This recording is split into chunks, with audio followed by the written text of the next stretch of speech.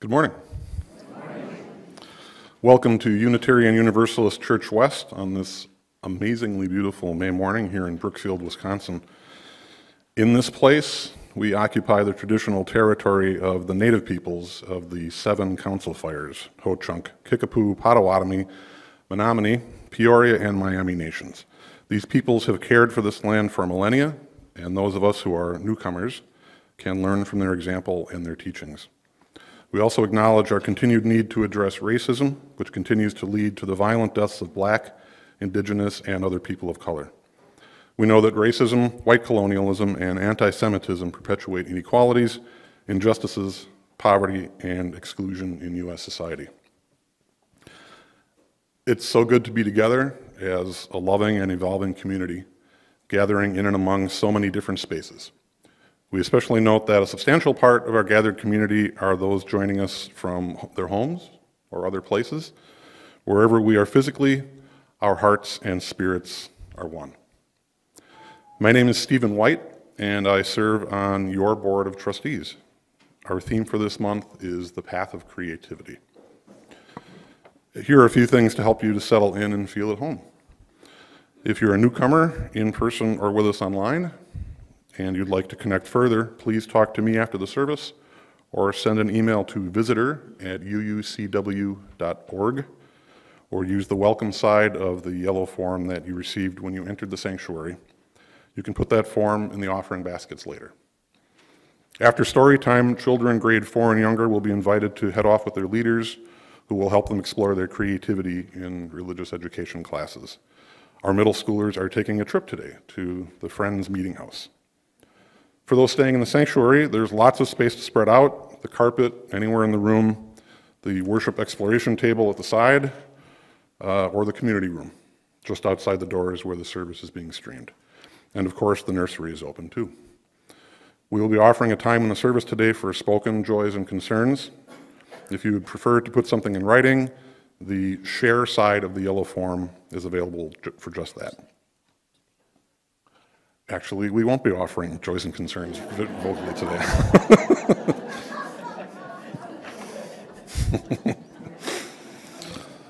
If socializing is for you, there's coffee and tea after the service today. I'll be there and happy to answer any questions that you might have. If you prefer a quieter space, you're welcome to stay in the sanctuary, and others may join you here for conversation. It really is a privilege to have this once-a-week opportunity to explore and create meaning in the company of others. May this morning's service guide us on the path of truth and love.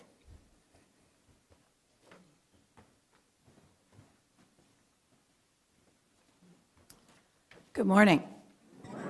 My name is Eileen Gleason, and I am a member of my pronouns are she and her, and I am a member of our worship ministry team, which coordinates services when our minister is not in the pulpit.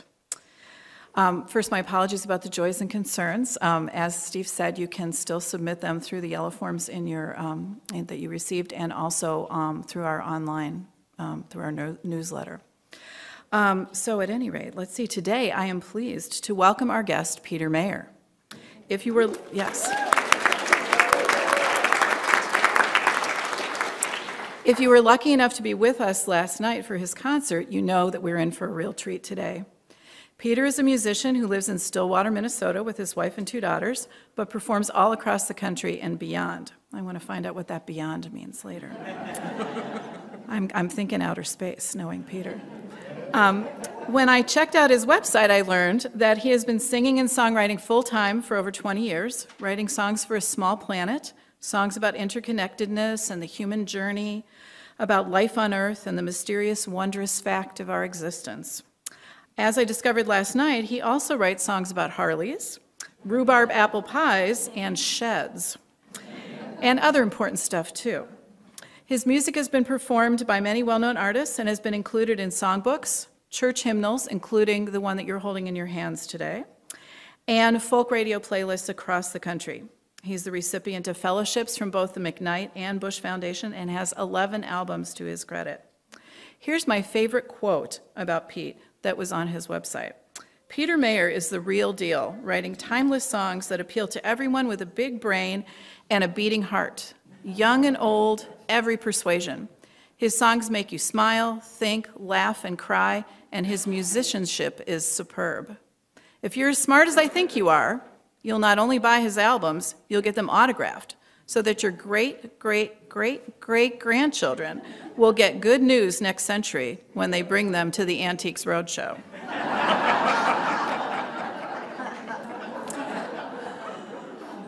All right, well, now, to put us in a slightly more worshipful frame of mind, I'd like to share some opening words from Elizabeth A. Parrish.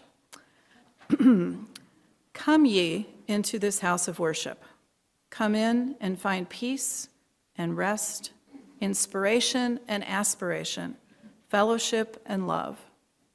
Come in and find light for your darkness, a friend's touch for your loneliness, and music for your soul. Come in and let your heart sing for all the blessings that are yours this day. Come, let us worship together. And we'll begin by lighting our chalice.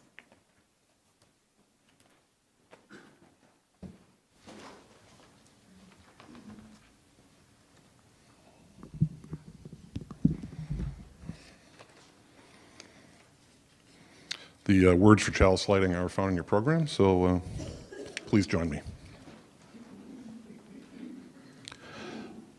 The chalice is the container, the space where the musicians and the listeners gather. The oil is the fuel, the hours of practice and the life experiences of everyone in the room. The wick is the instruments and vocal cords through which the music will flow. And the flame is the music which is created as if by magic. When the instruments are lifted, the breath is inhaled, and the downbeat is nodded. May this flame ignite the music within us all.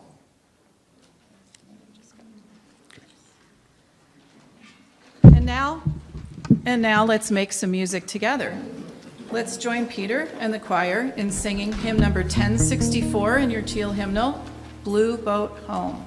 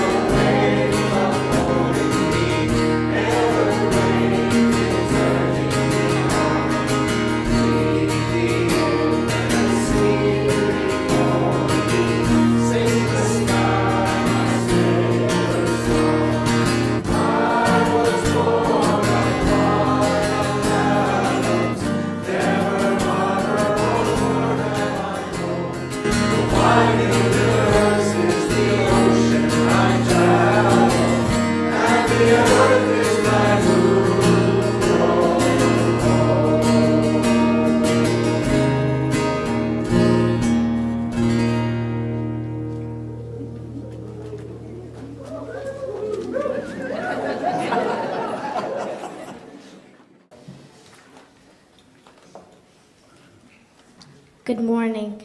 I'm Milo Yule, and my pronouns are he and his. Today, we are sharing a book by Ray Jayawardena called Child of the Universe by Christopher Myers. The publisher says, somewhere when it comes to science, we get lost. Perhaps it was when someone told us that if we weren't good at math, we wouldn't be an astronaut.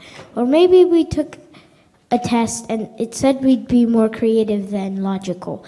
And maybe we looked at the children around us and thought we could see a budding artist in one particularly wide-eyed boy and a perfect physicist in a very ordinary girl.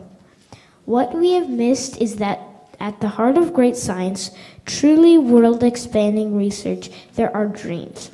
Yes, every great scientist is first a dreamer, and more important than their ability to do math or use an advanced computer system is their ability to turn their dreams into stories. Stories also transmit ideas about spirituality. We explore today in the connection between what scientists tell us about the universe and how we are connected to it all. My father says that I'm made of stars. He turns off the lights so it is dark. We look like the moon from the edge of my bed. The universe conspired to make you, he said. Just like the sun gives shine to the moon, you light up the world beyond this room. There are galaxies in your smile so wide, the cosmos is reflected in the depths of your eyes. Like faraway planets only telescopes can see, with hills and valleys, glaciers and seas. You are grand and marvelous, strong and mysterious. The history of the world is at your fingertips. The iron in your blood, the calcium in your bones are made up of stars that lived long ago. Your atoms spin like Saturn's rings. You are a part of everything.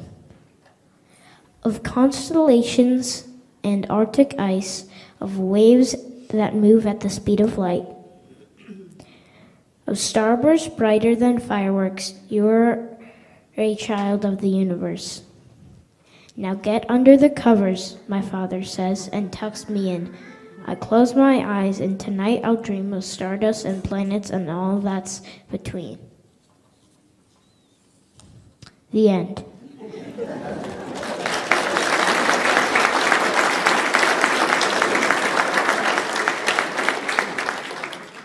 The author says that amid the comforts and distractions of modern life, the cosmos may appear remote, untouchable, and irrelevant.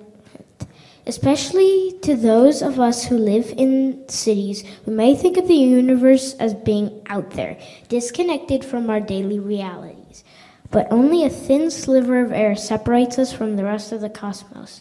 We are connected to the universe at large and are influenced by it in countless and intimate ways.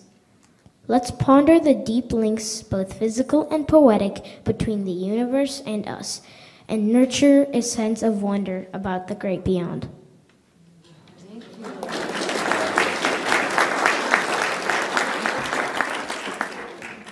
Thank you, Milo. Thank you so much. And now, Milo will light the lantern as he and religious education leaders guide the children out of the sanctuary and to their classes. Go, may joy surround you as you go. Go in peace. Know our love is with you always. As you go, as you go, as you go, may joy surround you as you go. Go in peace. Know our love is with you.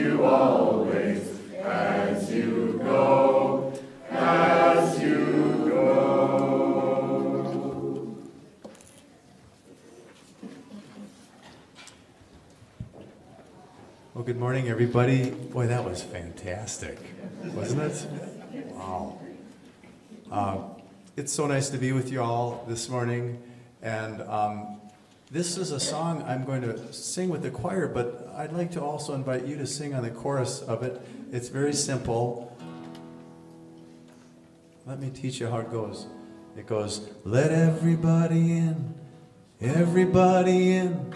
Everybody into the circle, circle, everybody, everybody, everybody, everybody, everybody into the circle, circle. Let's try that. Let everybody in, everybody in, everybody into the circle, circle, everybody, everybody, everybody, everybody, everybody in. To the circle, circle. That's all there is to it. Chorus will come around several times, so please join in when it does.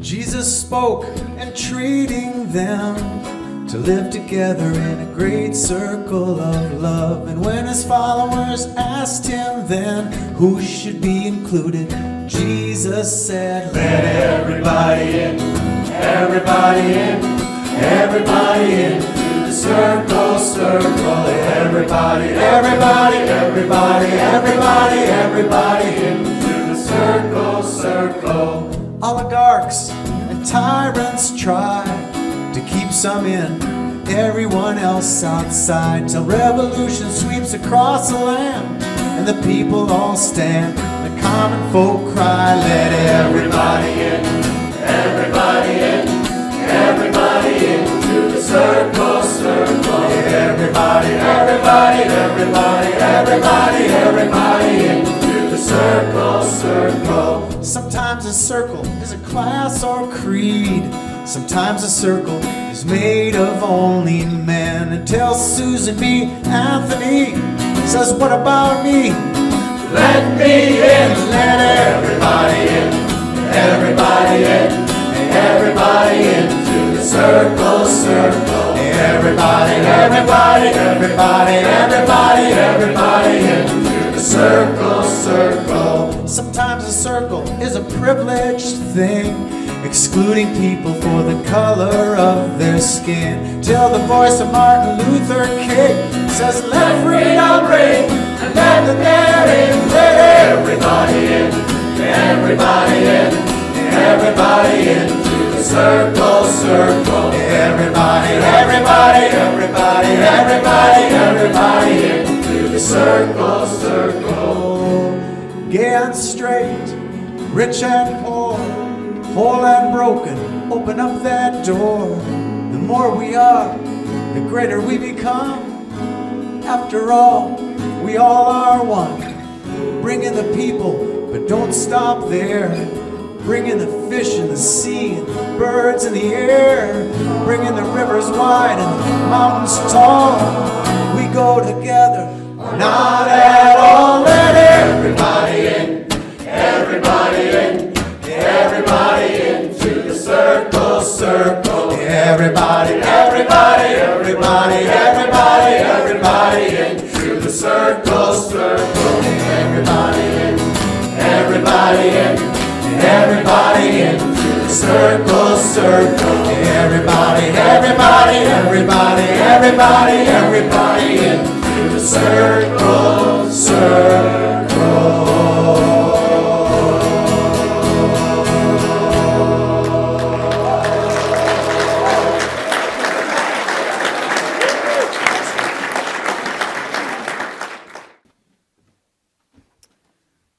So this is a reading by another musician named Pete Seeger.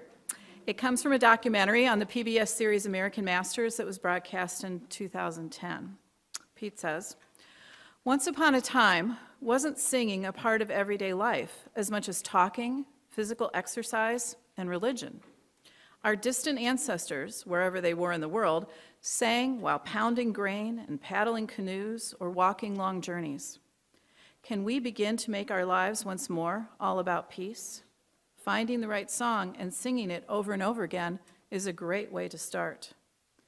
And when one person taps out a beat while another leads into the melody, or when three people discover a new harmony they never knew existed, or a crowd joins in on a chorus as though to raise the ceiling a few feet higher, then they know there is hope for the world.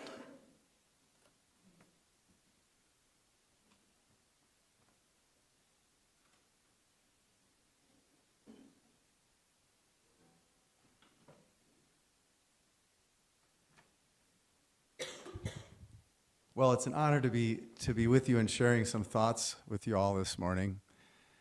And I loved that book and the reading of that. It was so beautiful and very much resonates with some thoughts I'd like to share with you all.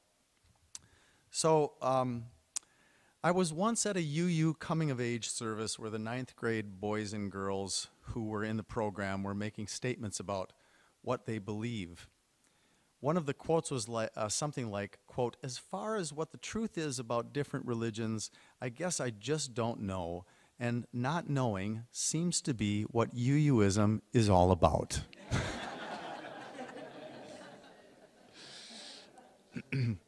I thought a lot about that.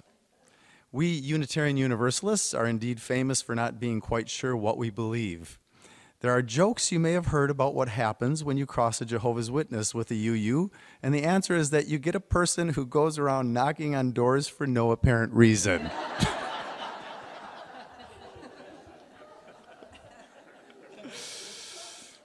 I've puzzled a lot about what exactly it is that this movement represents. When I first discovered it, it seemed so different from the Roman Catholicism I grew up with.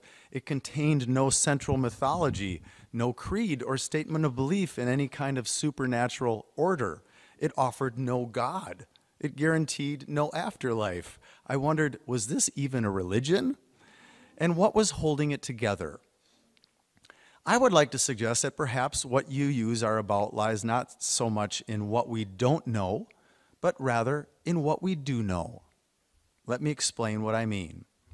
Throughout our history, UUs have had a sort of cranky empiricism. There is another joke about us, that we often read ahead in the hymnal so we can determine whether or not we can in good conscience sing the lyrics that are coming up.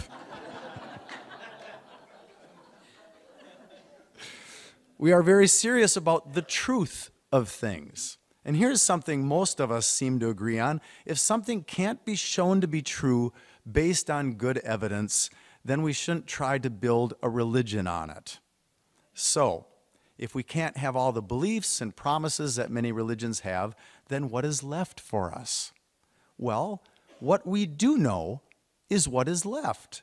And this is, I think, one of the defining traits of this movement. We build on what we know to be true, not on what we don't.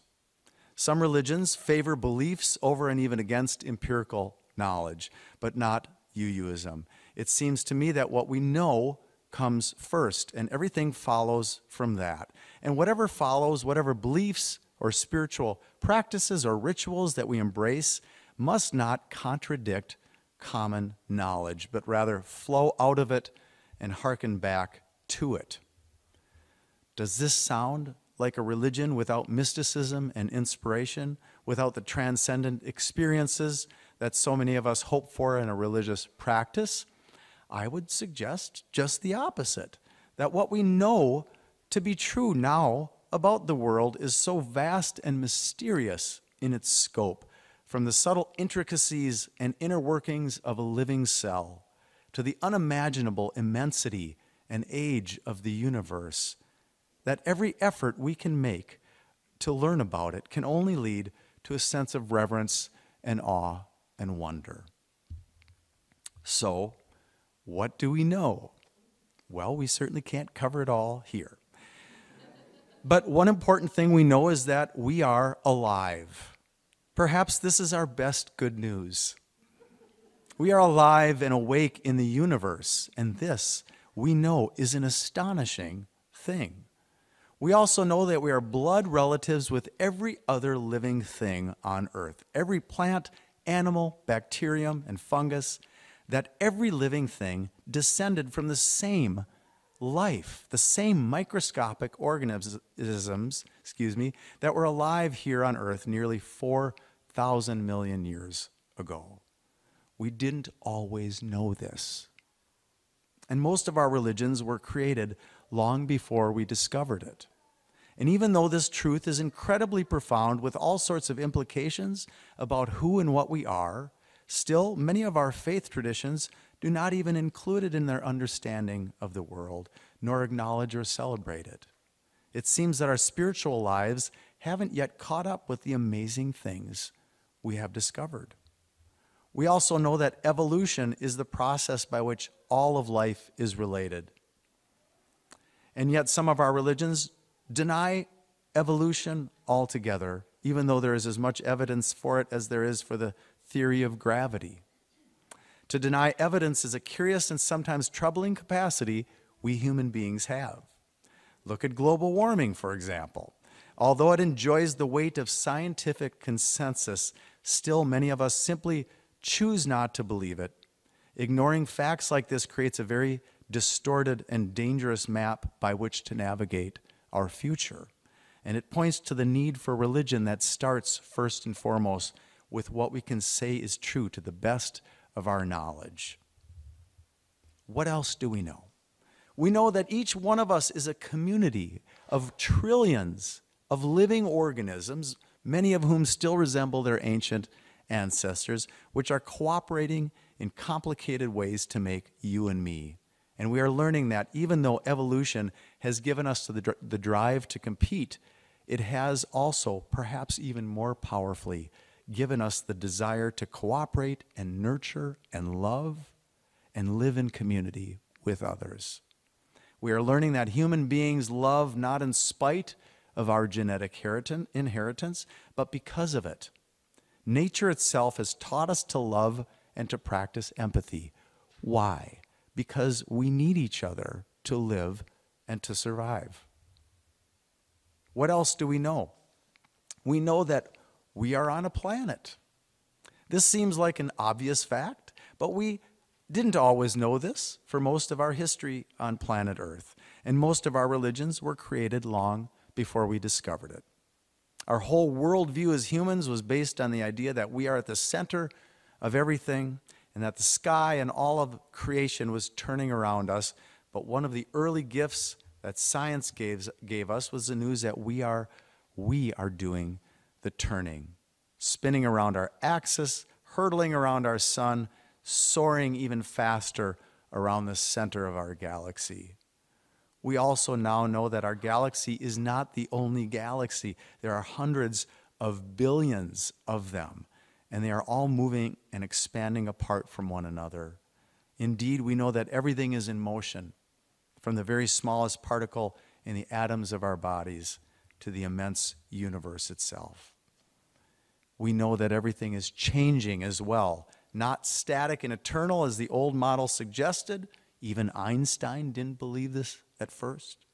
We know the universe actually had a beginning. 3.8 thousand million years ago is a speck smaller than an atom, which is about the weirdest thing I've ever heard, into which all of us were squished in our primordial form, and which at some point exploded and expanded with unimaginable force and speed. We know the atoms that we are made of were mostly made in the furnaces of stars, which was mentioned in the story. We are made of star stuff. We didn't always know this astonishing truth, and most of our religions still don't regard it as central to their beliefs and practices. Perhaps we feel that it's beside the point, but I don't think it is. I think it's part of the sacred story of our lives. We know the earth itself is 4,500 million years old, that people descended, all of us, from primates in Africa, and that we modern humans have been here for perhaps 100 or 200,000 years. which is really just an eye blink in the vast history of our planet. We know that we most likely wouldn't be here if an asteroid hadn't struck the Earth and caused the dinosaurs to become extinct. Indeed, we now know that our existence is dependent on all that has preceded us, all that has happened leading up to now, and that our lives are brief events in the immense scope of things. One difficult thing we know is that life needs death in order to make itself anew, which does not bode well for our prospects for personal immortality. But it does mean that we have the opportunity to be alive at all, because without death, none of us would be here. We know that we are not really better than anything else in creation, but it is possible to see that we have a special role, a role of discovering and giving names to things, of piecing together the story of creation and celebrating it. We can say that the universe becomes awake and aware of itself through us. We have the role of loving each other, trying to make life fair and equitable for all, and caring for the earth. And now with our capacity to destroy, we have the planet itself in our hands, and so have the very important role of striving to protect and preserve its life systems. And here is a great truth that we know, which is expressed in all the other things we have learned. We are, all of us, profoundly interconnected. We are indeed one with each other and with everything around us, in ways that are very important, but not always very apparent. And here, I think, is one way that religion comes in. Religions have always told a particular story about the world and of what it means to be human. Who and what are we? How should we live? What does life mean? And whatever that sacred central story is, it is committed to heart by those who follow that faith, told and retold, studied and discussed endlessly, and revisited every Saturday or Sunday morning. Why? Because it is of utmost importance. And it's not something you just tend to know intuitively. If you grow up Christian or Muslim, you don't automatically know the story of Jesus or Muhammad. You must learn it, and then ideally study it the rest of your life in order to live more fully out of it. And so it is with the great truths that we now know. The fact that we are on a planet is not an intuitive thing. We don't feel it moving. And so we have to remind ourselves of this if we are to live more deeply out of it. We must use our imaginations to try and grasp what is actually real.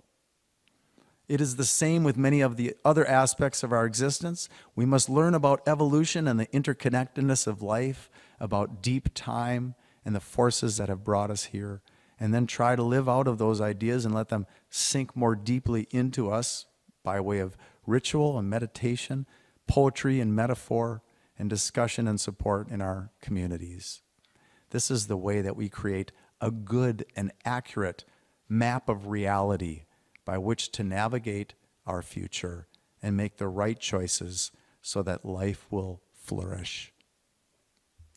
When I grew up, every year at Easter time, my family and I attended the most important liturgy of the year, the Easter Vigil. It happened at midnight, and the whole church at one point became completely dark. This is big stuff for a kid in the pews. Sitting in a full church at midnight in silence with the lights out.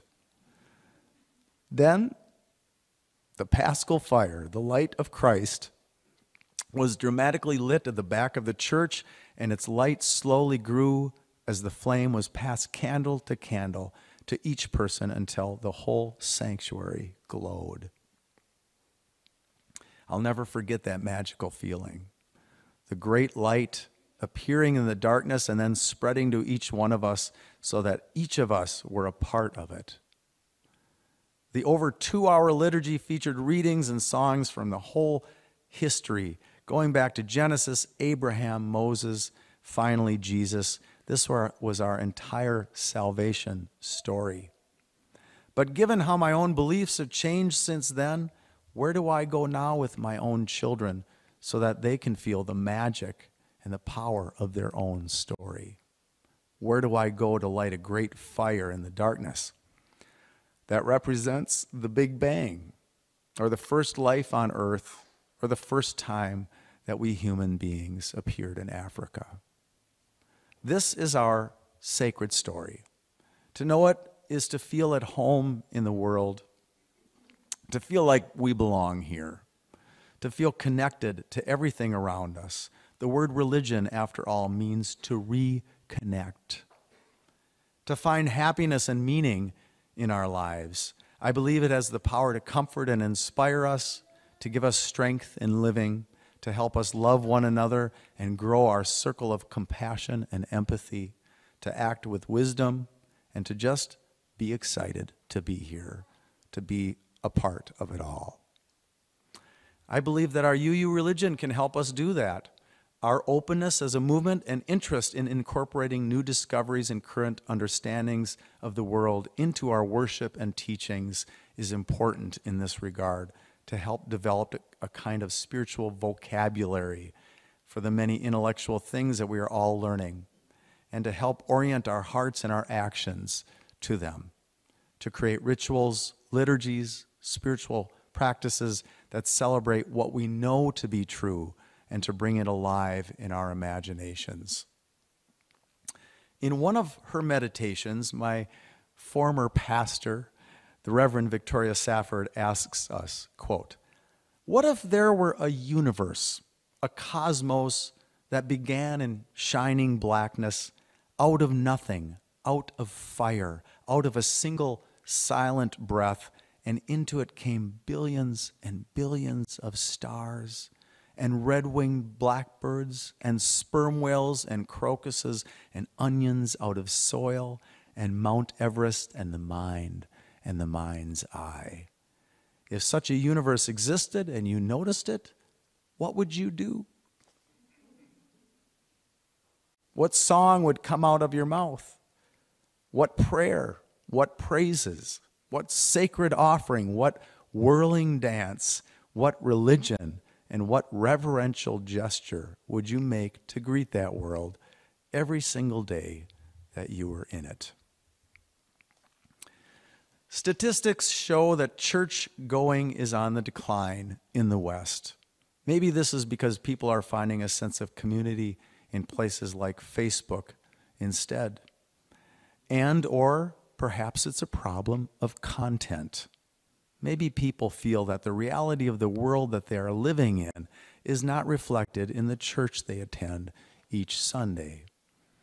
And in closing, I want to share with you a quote from Carl Sagan, who said, "A religion, old or new, that stressed the magnificence of the universe as revealed by modern science might be able to draw forth reserves of reverence and awe hardly tapped by conventional faiths. Sooner or later, such a religion will emerge." Amen.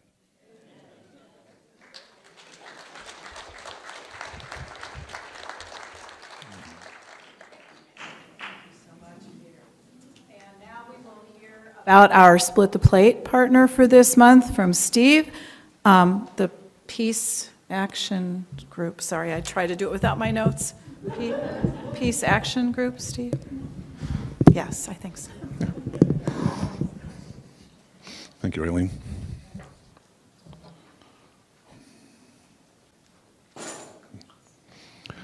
As a grassroots peace and justice community organization, Peace Action Wisconsin is committed to advancing social justice and ending environmental racism in the U.S. and the world.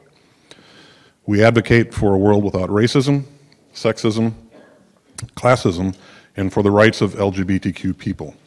Our Split the Plate partner for me seeks an end to conflict and a future of peaceful cooperation. Here at UUCW, Split the Plate is our way to fulfill our UU values and reach out to the community.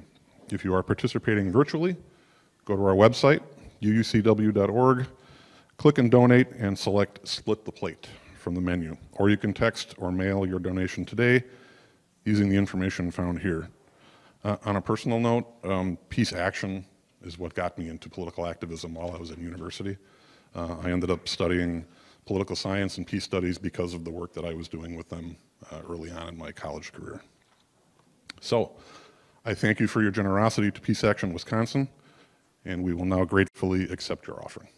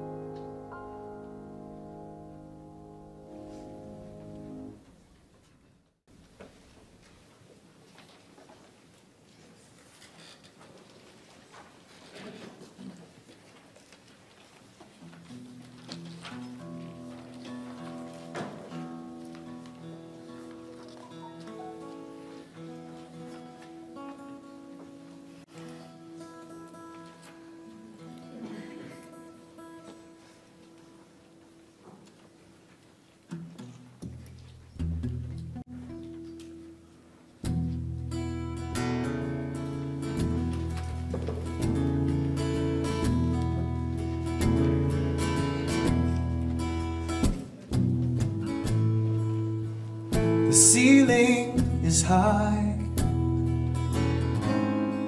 to let your soul rise up to the angels who teach you to fly.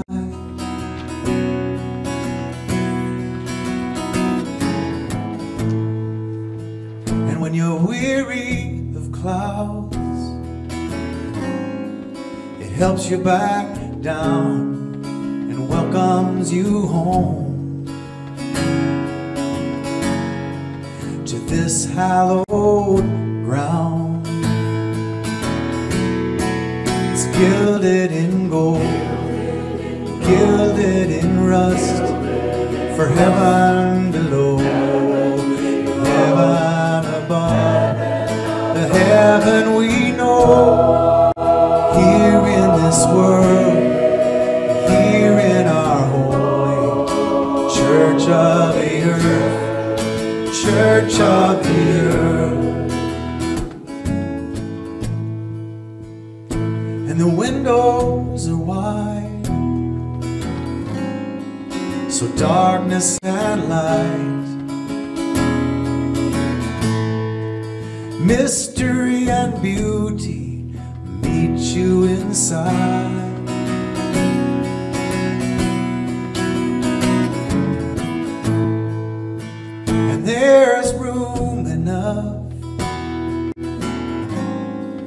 to hold all of us who gather in friendship, gather in love. It's gilded in gold, gilded in rust, for heaven below, heaven above, the heaven we know. Here in this world, here in our holy church of the earth, church of the earth, church of life, ancient and bright, life that inside us shines, life that we share. This is our prayer, that we may always find the heaven we seek here at our feet, here in this sunrise, in this heartbeat. Oh, it's gilded in gold, gilded in rust, for heaven below, heaven above, the heaven we know. Here in this world, here in our holy church of the earth, it's gilded in gold, gilded in rust, for heaven below, heaven above, the heaven we know. Here in this world, here in our holy church of the earth, the heaven we know. Here in this world, here in our holy church of the earth, church of the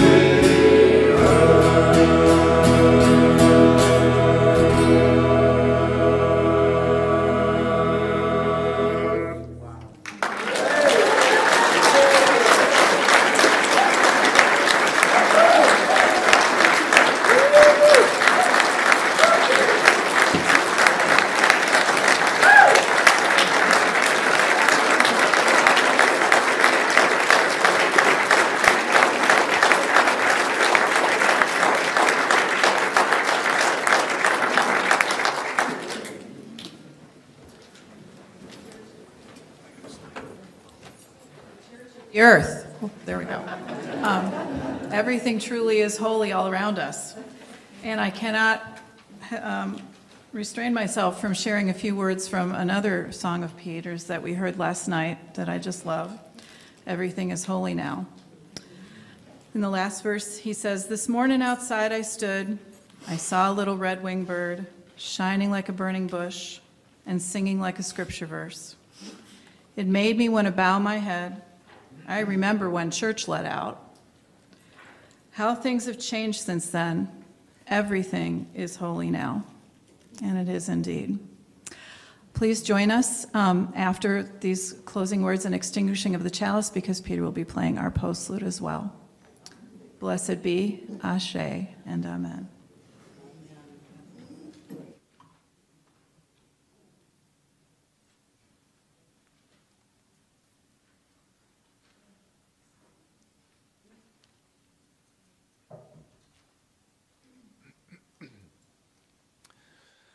You come from the time, excuse me.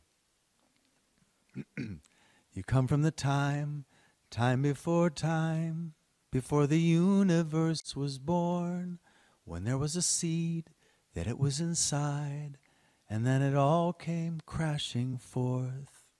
You come from the great fire of stars. They made the atoms in your bones. They put a light inside of your heart. They put a brightness in your soul.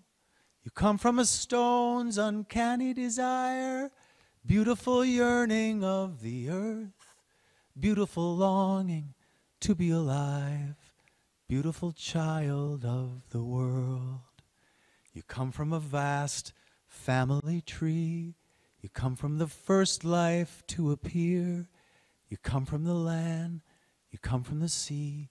You come from 1,000,000,000 years. You come from a fierce warrior's song, a noble hunter's eyes. You come from love, tender and strong, compassionate and kind.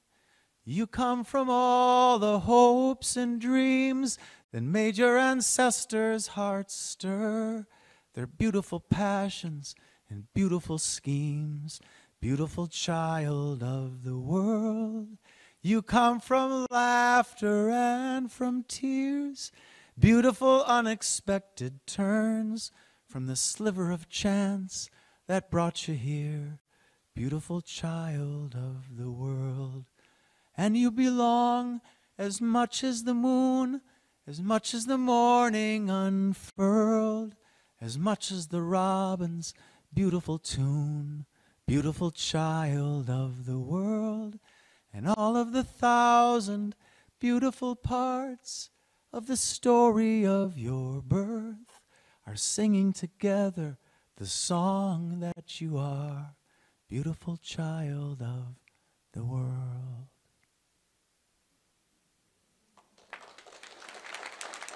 Thank you. Thanks, everybody. That was awesome.